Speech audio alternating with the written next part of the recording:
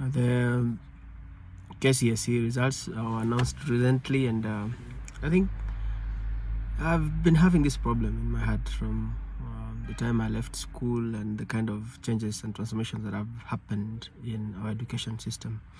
I'm a product of 844, and I think I didn't experience the one before that, and I don't know what it was all about, but I can see the products of that system. They look like they had good education. 844, judging by ourselves, the kind of people we've become in the marketplace, I can say also that we've done fairly well. If you notice, for example, when our young people go abroad, when they go to Europe, to America, to Australia, those who've done 844 and even not very well, but they get to have an opportunity to study in the universities and colleges in the Western world, most of them actually do very well. And I think that is a testimony to the kind of education we received in 844. Now, I know also that the full implementation of that system did not happen.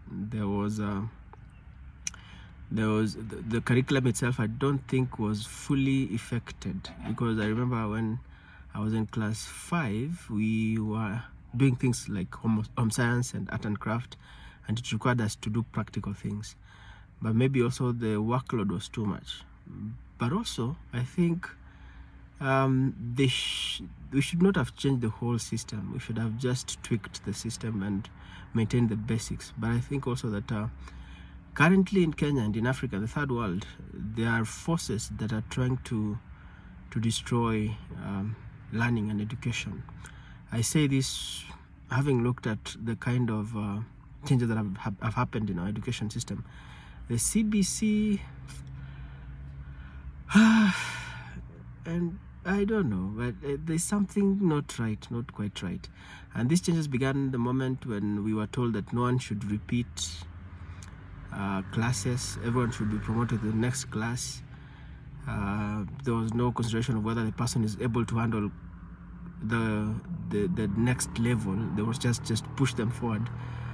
And yesterday, when the results were announced, KCSE results were announced, I was amazed that one of the stories that was running around on social media and in the news houses was that we have so many E's. There are so many students who've gotten E's, and this education system is condemning young people to doomed lives because they've got E's.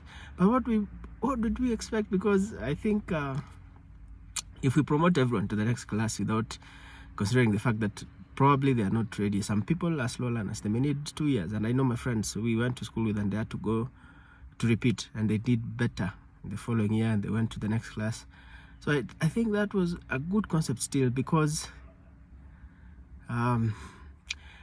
when we do that and then expect different when it comes to KCSE results, then I think we are not being honest. If we promoted everyone from class 1 to form 4, we should expect that some of them indeed will not be ready even by form 4, because there are people who don't even know how to read and write, and they get to form 4, they're supposed to write things, they can't, but they couldn't have repeated so that they learn those things. They take time, and that's the reality. We'll all have different learning speeds. It's not that we don't learn, but we have different learning speeds. So appreciating everyone's learning speed would have been a much better thing than just promoting everyone to the next level, just that we have 100% transition. Those are not good things. And then that 100% transition thing, I think that people keep on talking about again and again.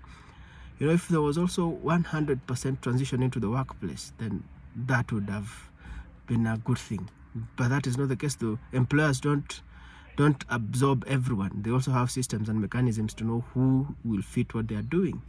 But we've eliminated all those mechanisms, so that now everyone just gets to form 4. Doesn't matter what you've learned, but just 100% transition from class 8 or primary school to the high school and all those kind of things.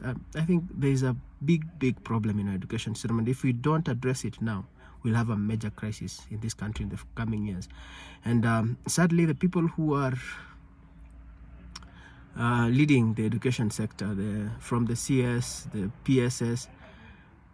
Most of the children are not in this system. They are doing a totally different system, or some of them don't even have children in school. But they're the ones who are making vital, important decisions about our education needs. And then also, you know, I went to school with when I was in high school, I went to school with a few sons of very prominent people in the country at that time. There was an MP son, major business people, even there were tycoons from a neighboring country. And that was that time. But now the poor people have been left to find this sufficient, the education system that we have, to be the only thing, the option they have. But the rich people have options even out of the country, but yet they're the ones who are making decisions for our children. And then even in the changes, this is the last thing I want to say, even the changes that have happened in the education sector, I don't remember hearing anyone seeking opinion from those of us who did, for example, 844. No one has ever come up and asked, how was 844? What were the challenges you experienced? It looked like it's the teachers and the parents who sat together and decided this is not good for our children.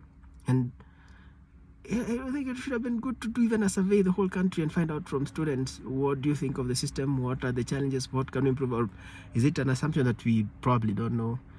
We probably don't know good from wrong, or right from wrong, and good from bad.